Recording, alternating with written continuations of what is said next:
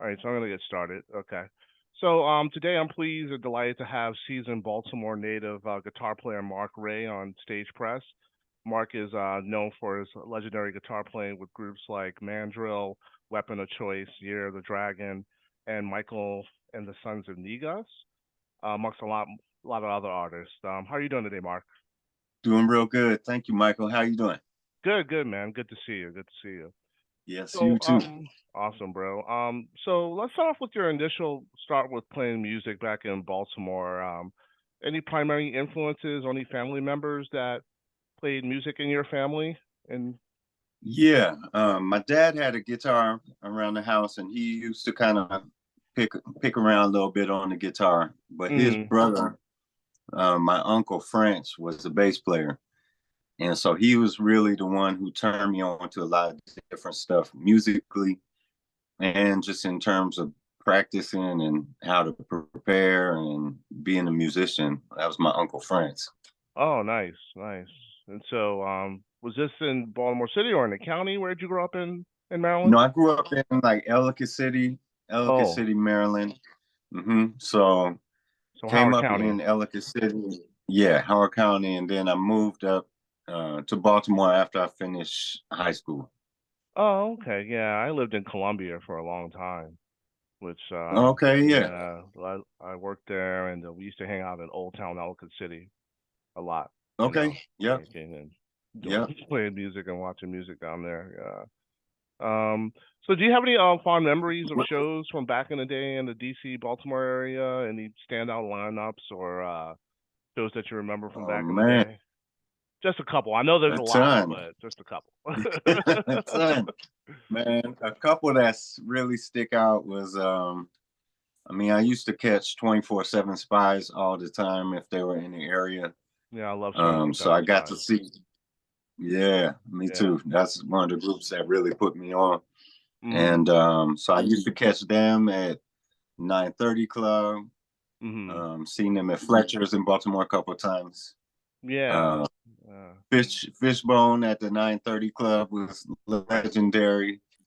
Both the old 9:30 and the new 9:30. I saw them both places.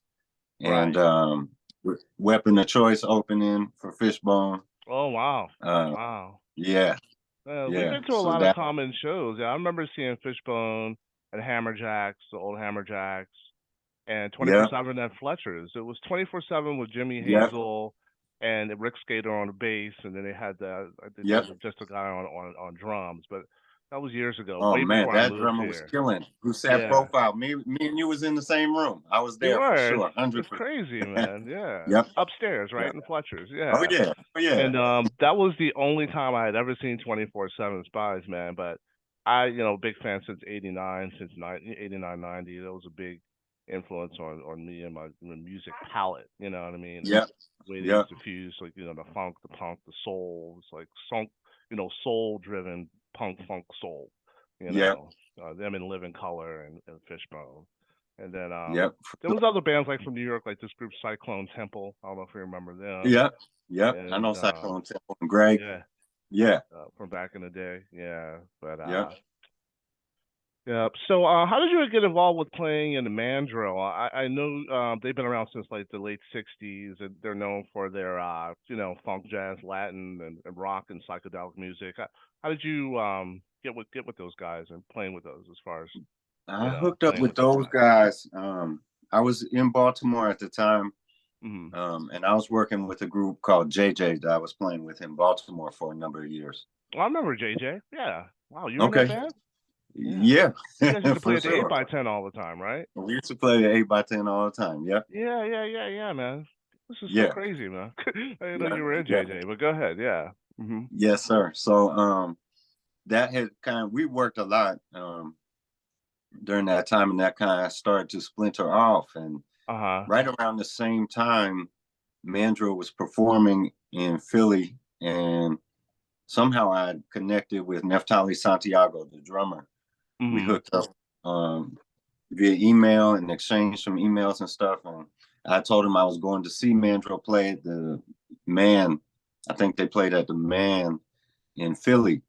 And I Mhm. went to go check them out, and we got to meet and stuff. And just got along real well. And he was telling me like, well, there might be an opportunity for you to come and audition for the band at some point. You know, Mm-hmm. some things are going on with the current guitar player and blah, blah, blah.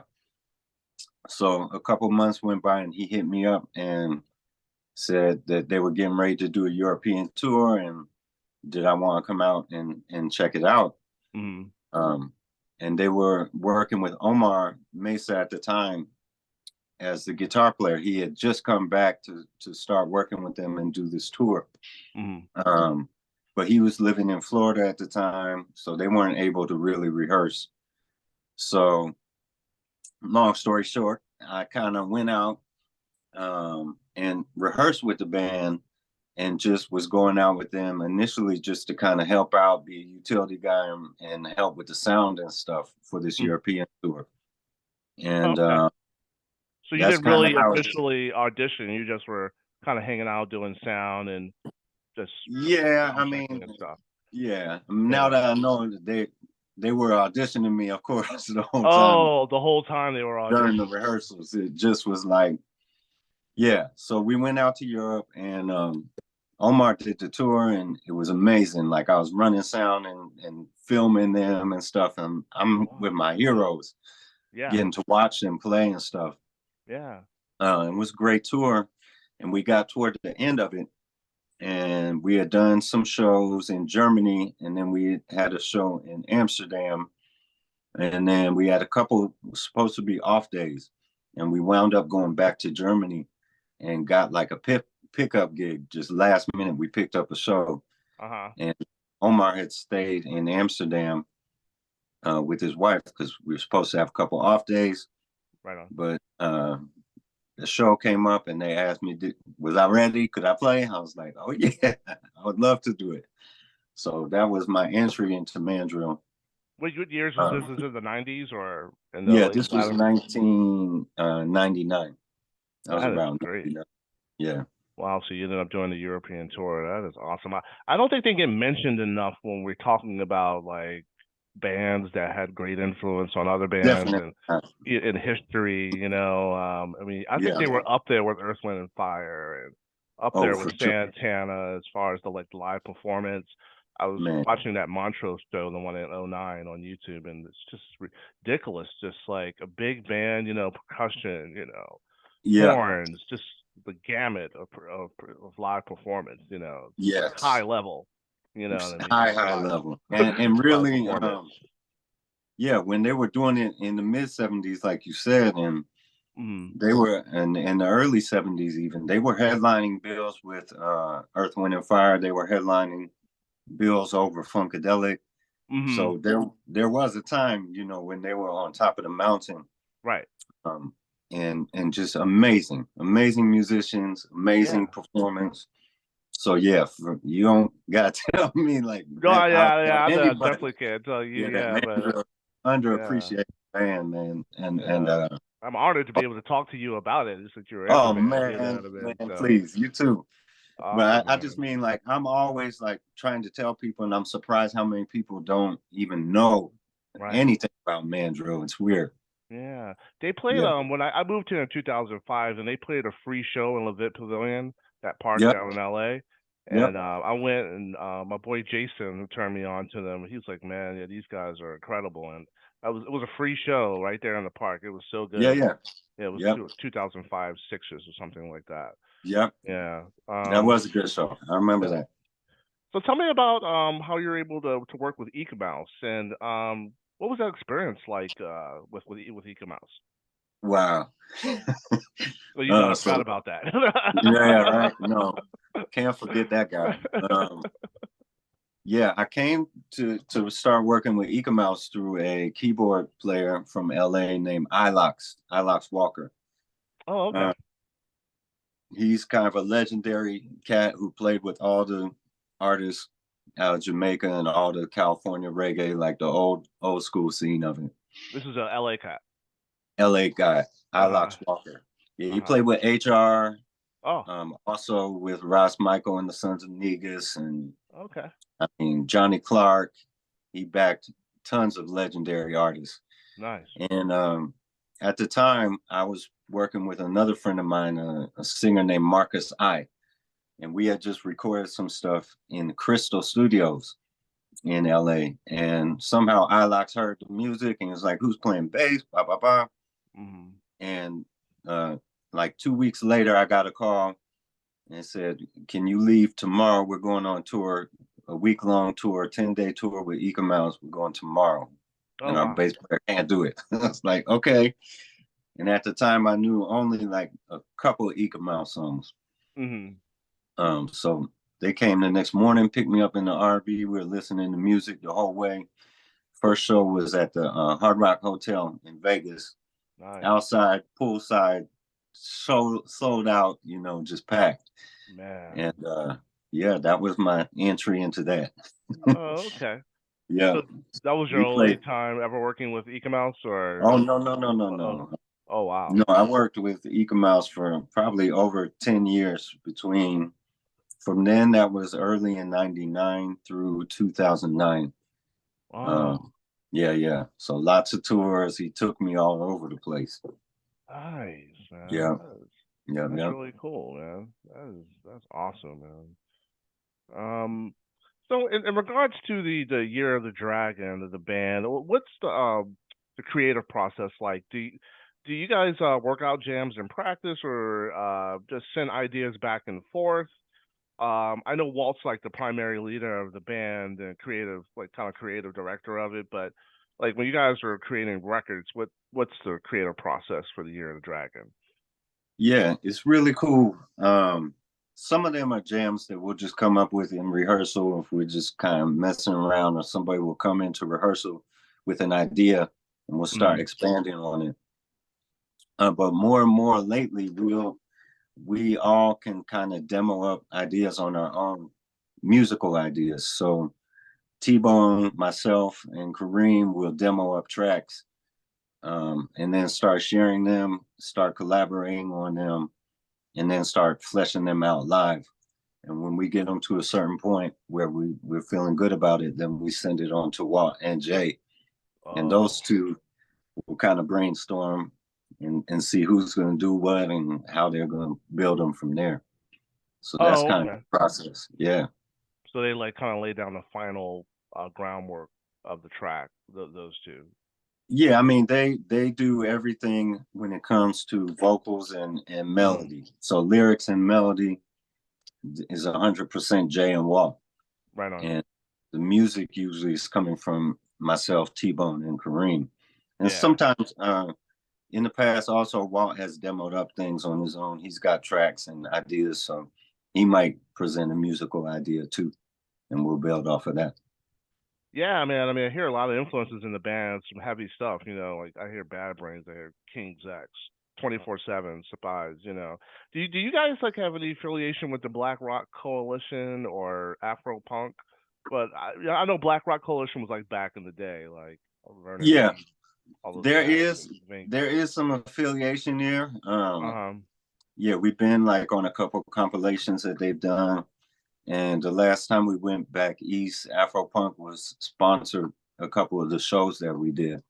Mhm. Um, so yeah, there's no like active dialogue. I wish that there was more kind of Mhm. building, not just from those organizations, but just the bands in general. Mhm. Um, it feels like everybody should kind of be working and building together all the time. But Absolutely. yeah, we have to Especially do more of that.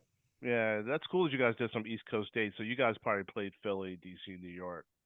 That's exactly right. Philly, DC.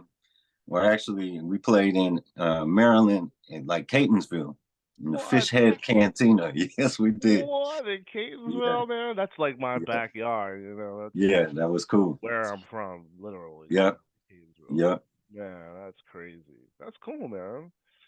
Yeah, that's dope. So, they're having like a HR benefit show on I December seen 11th. that. I don't know if you heard of it, Yeah, but yeah, yeah, I'm gonna try to make it through. It's a stacked lineup, man. yeah. It looks like it's going to be a wonderful event for Dope sure. set. Yeah, Yeah, it's gonna be good. I'm gonna try to make it out there.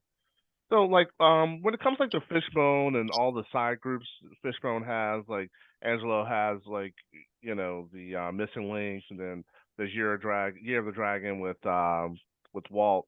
Is all this stuff all under the same umbrella, or you guys all, is it all intertwined, or is it just separate? You know. No, I think it's all intertwined, Mhm. as much as those guys are intertwined. And some of the best shows we've done are things that Norwood has put on, or Right. when we've done Year of the Dragon with Angelo. It always turns out really good for us. Yeah. We love that. So Yeah, yeah, Norwood's been doing some promoting some really cool shows in the city. You know what I mean? yeah, I he's went doing to great. the David Bowie tribute, which was awesome. You Yep, know, so yeah, yeah. and That guy knows how to throw a good party for sure. definitely. And I went to a couple of things down at that Wisdom spot Yep. downtown, which is really cool.